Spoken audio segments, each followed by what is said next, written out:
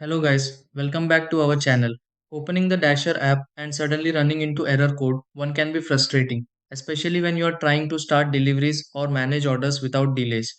Sometimes the app stops loading correctly, while other times the message keeps appearing even after reopening everything.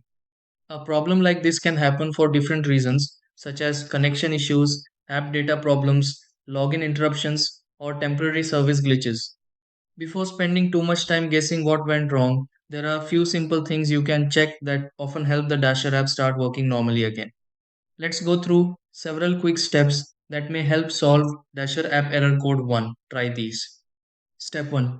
Check the internet connection on the Dasher app and switch between Wi Fi or mobile data if needed. Step 2. Fully close the Dasher app and open it again to refresh the connection. Step 3. Restart the phone connected to the Dasher app if the same code keeps appearing. Step 4. Clear temporary app data for the Dasher app if loading issues continue. Step 5. Sign out and back into the Dasher app to refresh account access. Step 6. Update the Dasher app and check if error code 1 disappears after reopening it.